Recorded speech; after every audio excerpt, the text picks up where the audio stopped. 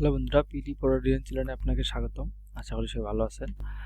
তো আজকে আমরা দেখব স্কেলার টুল, ক্রিস্টালাইজ টুল এবং রিঙ্কেল টুল। তো আমি আগে থেকে কিছু শেপ ক্রিয়েট করে রেখেছি সময় বাঁচানোর জন্য। তো আমি প্রথমে স্কেলার টুলে যে ক্লিক করি, ক্লিক করার পরে আমরা এখানে ডাবল ক্লিক করলে এখানে আমরা সাইজটা কম বেশি করে নিতে পারবো।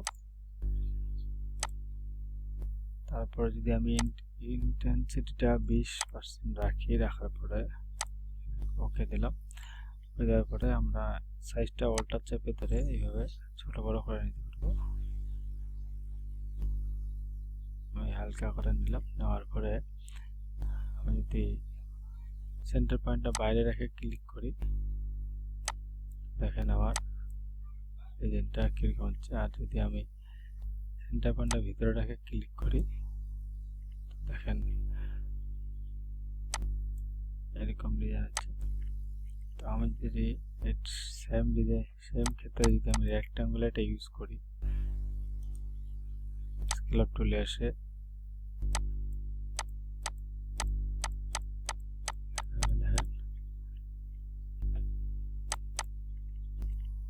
অটোমেটিক একটা শেপ তৈরি করে দিচ্ছে।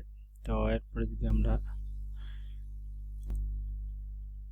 স্কেলার টুলে এসে ডাবল ক্লিক করে সাইজটা আমি 200 নিলাম।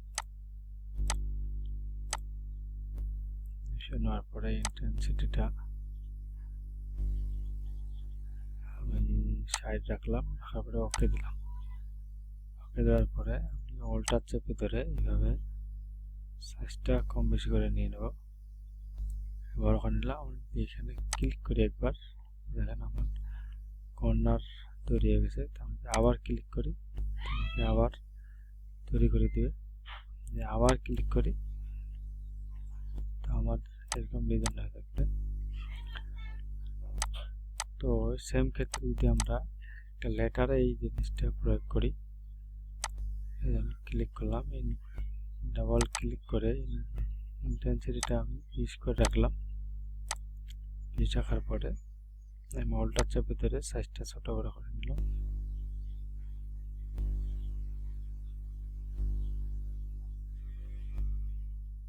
এভাবে ছোট করে নিলাম। তারপরে আমি যদি 20 করে নিই, আমরা ইফেক্ট তৈরি হয়ে যাচ্ছে।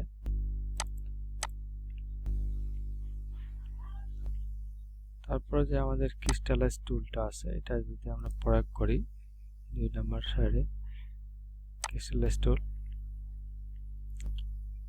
অল্টার চেপে ধরে এখানে আমি বড় ছোট করে নেব। এটা বাইরে সেন্টার পয়েন্ট, এটা আমি ক্লিক করব। ক্লিক করার পরে আমি ক্রিস্টালাইজ টুল দিয়ে বাইরে যদি আমার সেন্টার পয়েন্ট থাকে, দেখেন আমার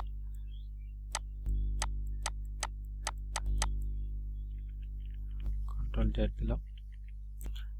আমি যদি বাড়াই করে আমার একটা সুন্দর ডিজাইন হয়ে গেল। এটাতে যদি আমি সেক্ষেত্রে প্রয়োগ করি, ইন্টেন্সিটিটা একটু যদি আমি 30% রাখি, ওকে দিলাম। এখানে যদি এইভাবে করে ড্র্যাগ করি, তো আমার এভাবে ডিজাইন ইফেক্ট তৈরি করবে। এক্ষেত্রে এটাতে যদি আমরা প্রয়োগ করি, আমি অল্টার চেপে ধরে বড় করলাম, বড় করে ছোট করলাম। ছোট করার পরে আমি যদি এখন এখানে একবার ক্লিক দিই, আমার কর্নার সৃষ্টি হয়ে গেল। আমি আবার ক্লিক দিই, চাপে ধরে থাকি, তাহলে আমার শেপটা আসবে এরকম।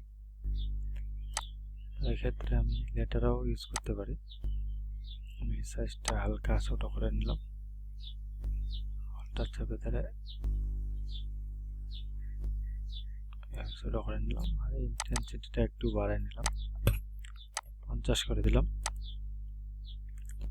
করার পরে আমি যদি এখানে ইফেক্ট দেই, দেখতে পাচ্ছেন আমাদের লেটারের যে ইফেক্ট তৈরি হয়ে যাচ্ছে অটোমেটিক। এক্ষেত্রে আমরা যদি রিঙ্কেল টুলে যাই, রিঙ্কেল টুলটা যে আছে রিঙ্কেল টুলে ক্লিক দিলাম। ক্লিক দেওয়ার পরে আমরা অবশ্যই এটাতে কাজ করবো, এটার জন্য সিলেক্ট থেকে আমাদের। আমি এখানে অল্টার চেপে ধরে অটোমেটিক এইভাবে বড় করলাম। করার পরে সরি আমি হালকা করে নিলাম। এখন যদি আমি বাইরে ক্লিক দিই, দেখেন আমি যদি ভিতরে সেন্টার পয়েন্ট রাখি, আমার ডিজাইনটা এরকম আসতেছে। এক্ষেত্রে যদি আমরা রেক্ট্যাঙ্গেলটাতে ইউজ করি, রেক্ট্যাঙ্গেল আসলাম, দেখেন আমার বেড়ায় এরকম ইফেক্ট তৈরি হচ্ছে। এক্ষেত্রে আমরা যদি এটাতেও ইউজ করি, রেক্ট্যাঙ্গেলটা আসে, আমি অল্টার চেপে ধরে সাইজটা এইভাবে বড় করে নিলাম। নেওয়ার পরে এখন আমি যদি এখানে একবার ক্লিক দিই, দেখেন আমার একটা পাথরের মতো ইফেক্ট তৈরি হচ্ছে। আমরা যদি চাই এটাতেও এই ইফেক্টটা ব্যবহার করতে পারি। অল্টার চেপে ধরে সাইজটা ছোট করে নিলাম এইভাবে।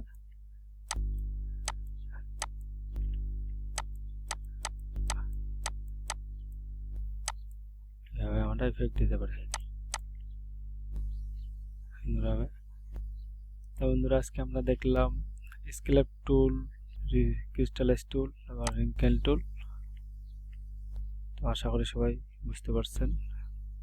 দেখা হচ্ছে নেক্সট ক্লাসে। সবাই ভালো থাকবেন, সুস্থ থাকবেন।